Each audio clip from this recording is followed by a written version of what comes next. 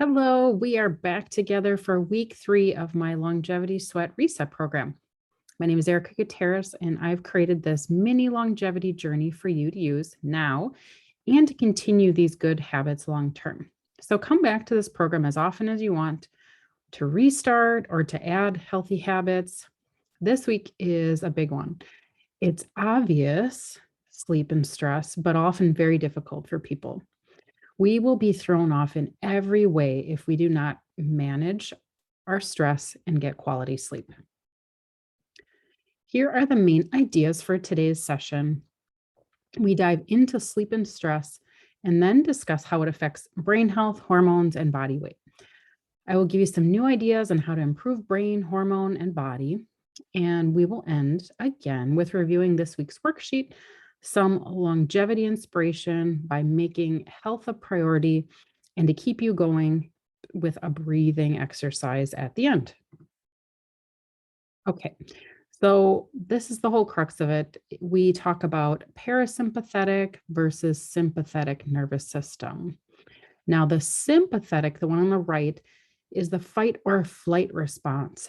This response it's commonly known as that, but lesser known is the actual reaction or what actually happens in the body to the nervous system. Okay, so when we face a perceived threat of any kind, it could just be mentally we feel anxiety or stress, but it could actually be physical. What happens is the parasympathetic nervous system kicks into gear and brings about this automatic and involuntary response. So all of these different things happen. There's an increased heart rate, which elevates blood pressure. You have heightened awareness. There's elevated respiratory rate and more sweating. And the sympathetic nervous system also shuts down many of the parasympathetic responses in order to utilize more energy for this fight or flight response. On the opposite side, on the left-hand side, you see the parasympathetic nervous system. This is often known as rest and digest. The parasympathetic nervous system affects the same body functions as sympathetic, but in a completely different way. It works to slow down certain responses and bring about a state of calm to the body. And this allows it to rest, relax, repair. The primary function of this parasympathetic nervous system is to maintain long-term health and a healthy balance across all the body's functions.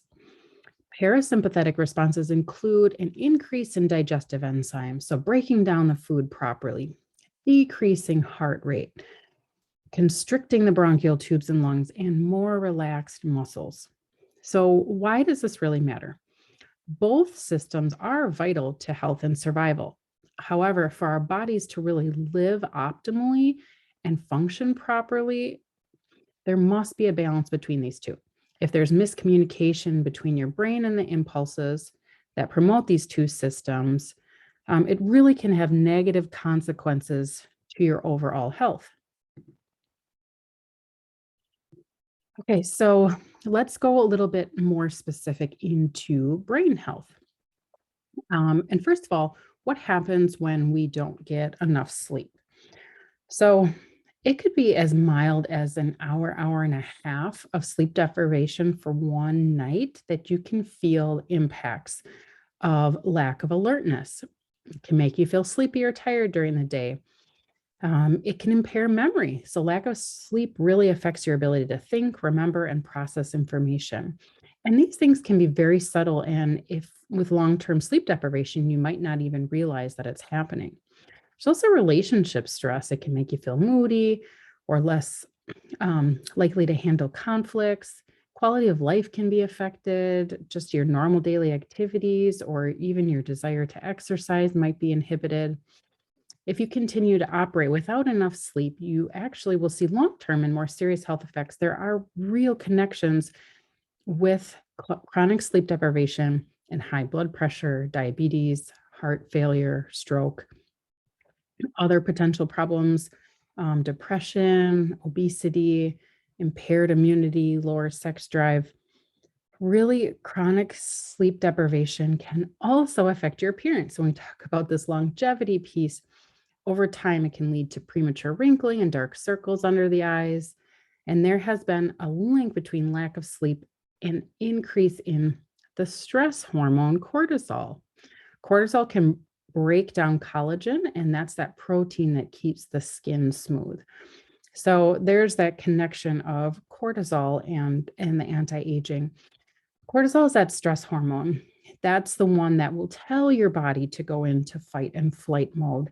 And we often have way too high of cortisol levels in our body, which can affect sleep. And over time, it really depletes and exhausts our adrenals.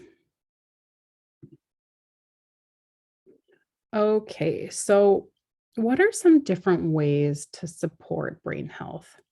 So every brain does change with age, and mental function changes along with it. Um, but impairment of cognition is really, it's not inevitable. There are things that you can do to help maintain brain function. So getting mental stimulation. So that's why they talk about all these different games that you can play, put puzzles together, take courses, learn a language, read more often, do math problems. All of those things are very good for the brain, including art. So drawing, painting, and other crafts. Get physical exercise. You're going to hear me say this all throughout this session. Exercise protects yourself from damage of that chronic inflammation, which you can have brain inflammation as well. Exercise lowers blood pressure, it improves cholesterol, it helps blood sugar balance, and reduces mental stress, all which affects your brain. Improve the diet. So good nutrition can help your mind as well as your body. The Mediterranean diet is one that's been quite studied, and it really includes more fruits and vegetables, healthy fats, and a lot of plant sources of food. Improving blood pressure. High blood pressure is in like the midlife time frame, really increases the risk of cognition decline. You want to improve blood sugars. Diabetes is a big risk factor for dementia, if you don't know that. Improve your cholesterol. High levels of LDL, that's that bad cholesterol. High levels are associated with increased risk of dementia. And I think these are pretty obvious, but avoiding tobacco, avoiding abusing alcohol, and then building social networks. Really strong social ties have been associated with decreasing risks of cognitive decline, as well as lowering blood pressure and increasing life expectancy, like we talked about in that first week about the blue zones. So it all ties together. Okay, it's so important to feed the brain. The foods we eat have a huge impact on the structure and health of our brain. So eating a brain boosting diet can really help short-term and long-term function. The brain uses a ton of energy. It uses about 20% of the body's calories. So getting plenty of good fuel will help maintain concentration and just brain function throughout the day. The brain requires certain nutrients to stay healthy. Omega-3 fatty acids, for example, help build and repair brain cells. And talking about those antioxidants again, it helps really reduce that cellular stress and inflammation, which also can happen in the brain. And when that does happen in the brain, it's linked to aging and neurodegenerative diseases such as Alzheimer's. Oily fish are a good source of omega-3 fatty acids. Omega-3s, what they really do is build the membranes around each cell in the body. That includes those brain cells. So they can help create good structure of brain cells. Another good source of omega-3 fatty acids would be nuts and seeds. Dark chocolate, everybody likes to hear that that is a helpful food because it contains the cacao. Cacao has a bunch of flavonoids, which is a type of antioxidant. Now, remember, I'm not talking about milk chocolate or ones that have all the added sugars. I'm talking about true dark chocolate. Antioxidants are very important for brain health, as the brain is very highly susceptible to oxidative stress, which again, we talked about contributes to that age-related cognitive decline and brain diseases. Like dark chocolate, berries contain those flavonoid antioxidants. So berries are really good food for the brain. Um, some of the things that it's been shown to do is increase that communication between brain cells. It helps reduce inflammation throughout the body. It increases plasticity of the brain, which helps cells form new connections. It boosts learning and memory. It reduces or delays age-related neurodegenerative diseases and cognitive decline. So lots of good reasons to add those berries. Eating whole grains is another way to benefit from the effects specifically of vitamin E. So these grains are a very good source of that vitamin and very helpful for the brain. And then a few other foods to mention would be coffee in moderate amounts, eggs because of that choline in the yolk, broccoli and kale, and all those other cruciferous vegetables we've talked about previously as well. Okay, so let's move to hormones and weight management. Under stressful conditions, cortisol, that stress hormone, what it does is it provides the body with glucose by tapping into protein stores. So it's a signal to the body that, hey, we need nutrition, we need quick energy. So it breaks down those proteins and it can help the body fight or flee when there's those stressors. What ends up happening is there's elevated elevated cortisol over long periods of time. So this is when we're constantly stressed. That long-term cortisol will produce glucose, like we talked about before, but in a constant stream or constant level. And this is really not helpful overall for the body. We don't want to have elevated blood sugars all the time. Lack of sleep is known to trigger increased levels of these different hunger cues. So ghrelin and leptin. I don't know if you've heard of those, but those are two hormones. Increased levels of ghrelin and decreased levels of leptin lead to increasing hunger and appetite. So I don't know if you've ever noticed, but if you don't get a good night's sleep, most people feel extra hungry the next day, which leads to overeating. And even, with a longer window of time you're awake, there's more opportunities to eat. Insulin is the main storage hormone in the body. It's produced by the pancreas.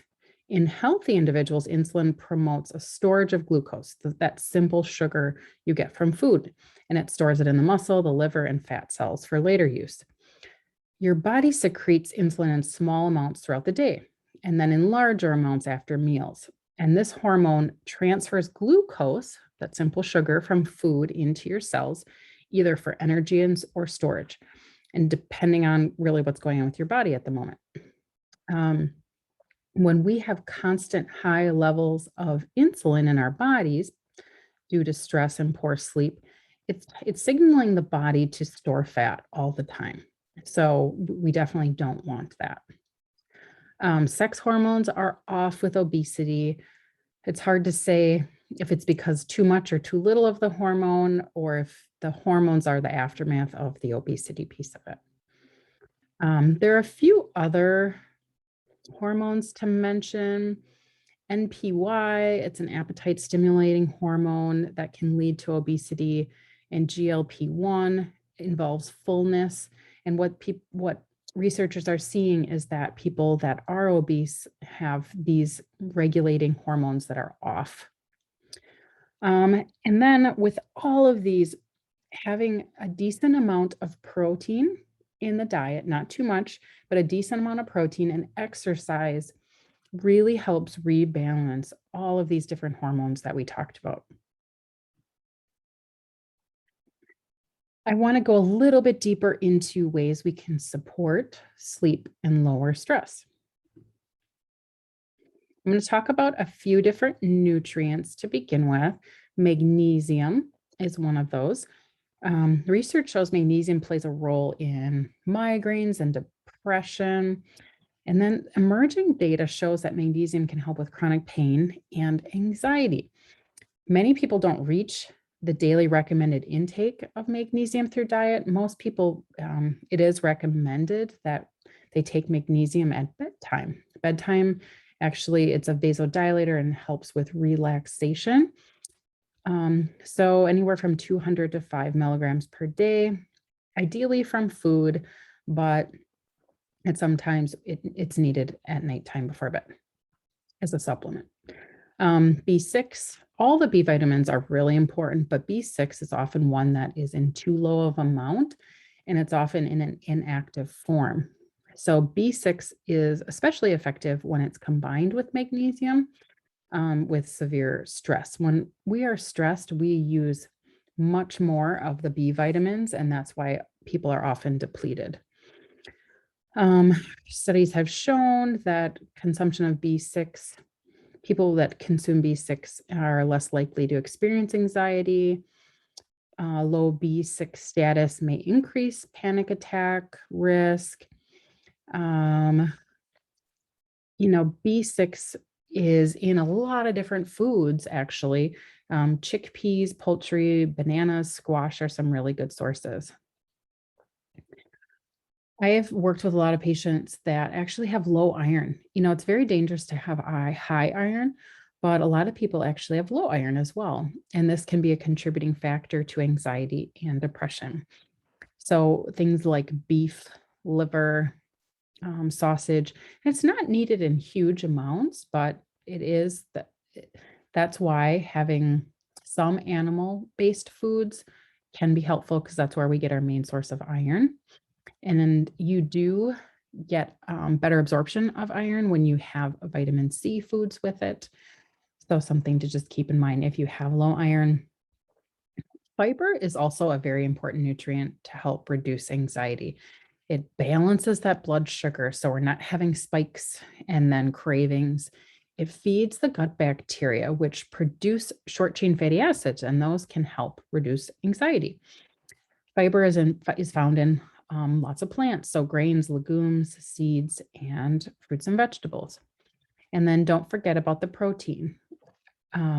We had talked about in the last slide that how protein helps balance out all different hormones, and it's a building block for all the neurotransmitters, so how your brain is functioning. Movement, so important for all those hormones, the end, period. So getting movement every single day is important.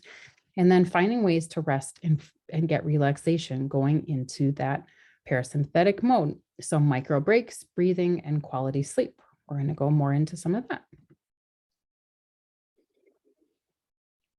This all leads to a balanced circadian rhythm, being awake and energized when needed, and relaxed and sleepy when appropriate.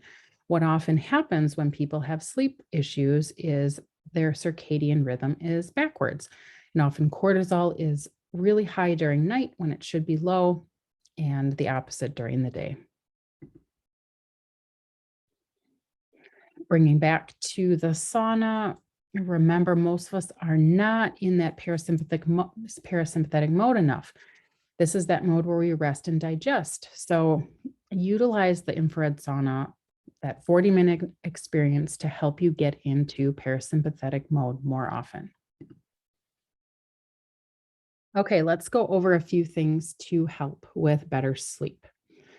I want to talk about blue light. Blue light is what comes off of electronics and some of the efficient lighting that's now available. Now, this is going back to circadian rhythm.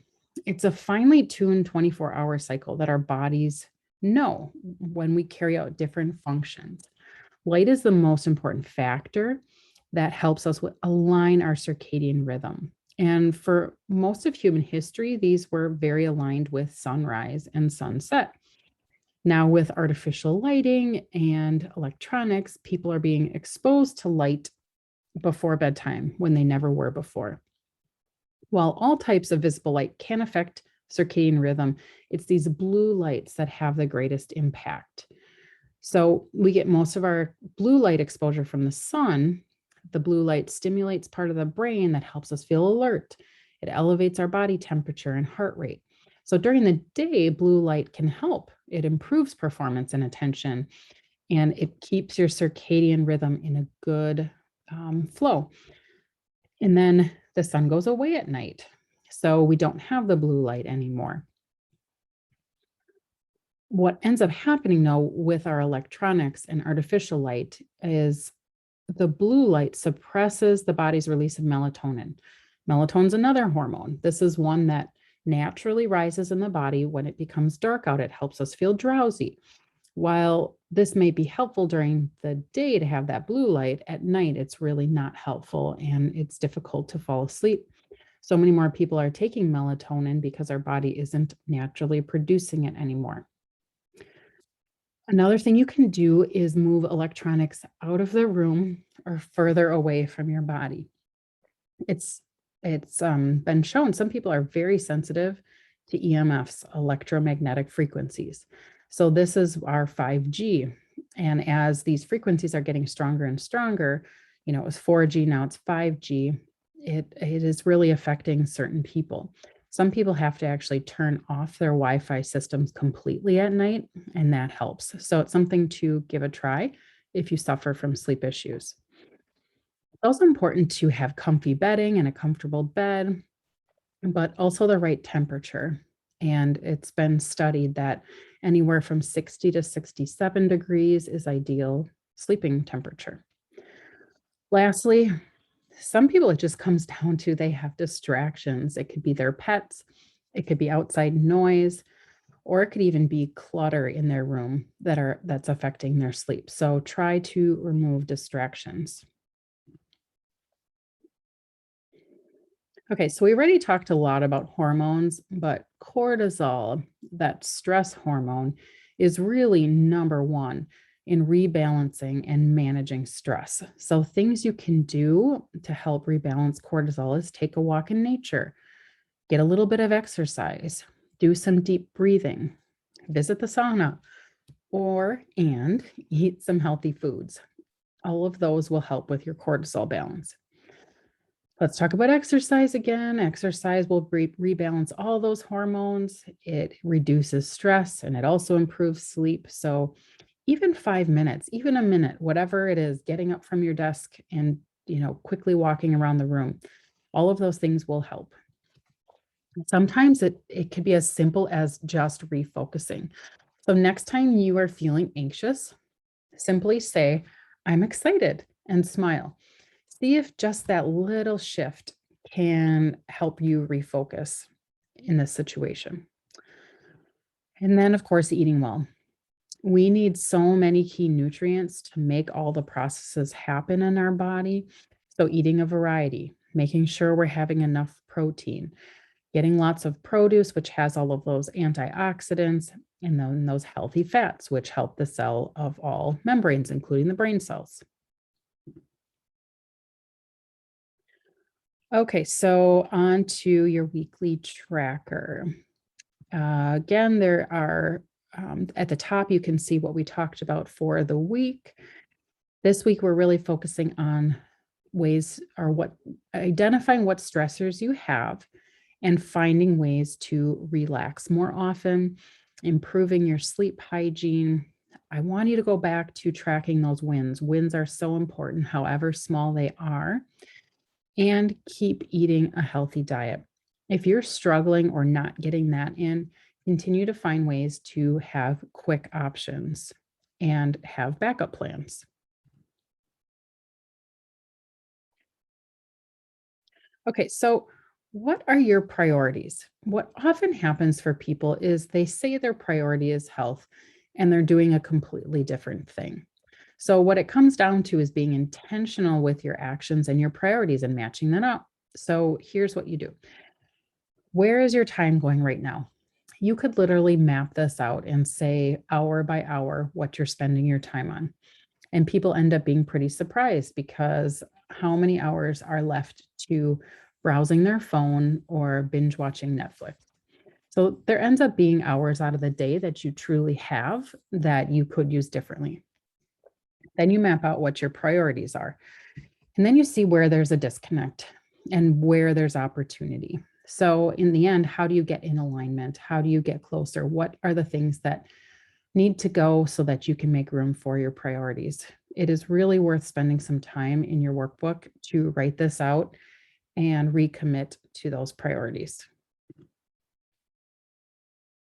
Okay, we're going to try a different exercise today. It's called Breath of Fire. What happens is you inhale passively and exhale forcefully. The exhale, which requires you to contract your abdominal muscles, is the main focus of this technique. Also, the inhale and the exhale should be the same length without pauses in between. So this is different from slow breathing, which involves long exhales. This technique is a pattern of breathing that the pattern's more important than the speed. So you can start out slow and speed it up later. It's done in a seated position, and you can start with 30 seconds and go up to 10 minutes, depending on how comfortable you feel. I noticed when I do it in the sauna, it's a little bit harder and I get out of breath more quickly than if I'm outside of the sauna. So give it a try, and definitely try it outside of the sauna as well. So you can start in a seated position. You can sit cross-legged if that's comfortable, but you do want to sit up tall. You place your hands on your knees, palms facing up. You can also place a hand on your belly if you want to feel the rise and fall of your breath. You inhale through your nose, feeling your belly expand as you do so. And then without pausing, you exhale forcefully through your nose while contracting your muscles. So you want to keep your inhales and exhales equal length, and you repeat until you're comfortable with this pattern. So you breathe in almost halfway. You don't have a full breath in, you breathe in halfway and breathe out. So it sounds like that. You're going to repeat this several times. I want you to take about 30 seconds right now to try to get this down. So you inhale and forcefully exhale, and you allow the natural inhale and you push it out. So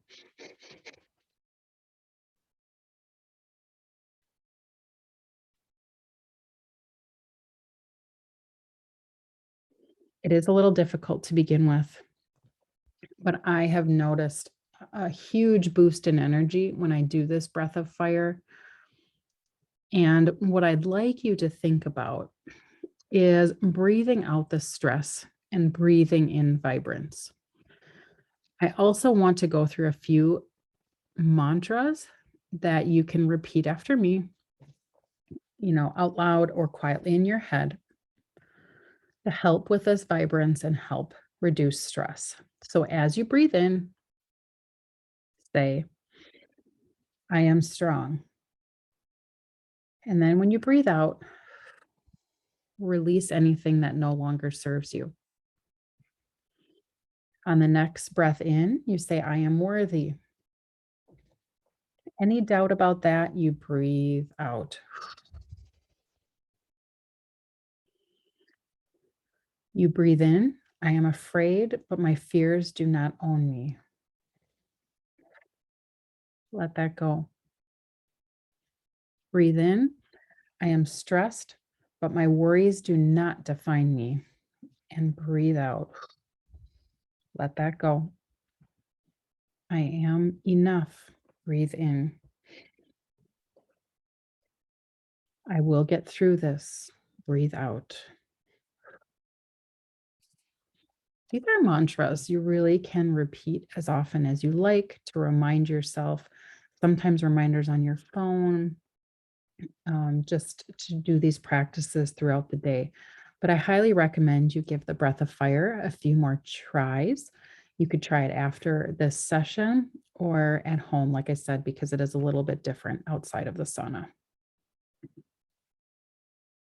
All right, you made it another week. I want to thank you so much for being here again. I can't believe you're already over halfway done with the information in this program. Remember, as you go through the week and as challenges pop up, you are already whole and complete. We are simply utilizing these tools to level up and feel great. So for the final week, we're going to dig into detoxification and what you can do to really enhance your body's detox system.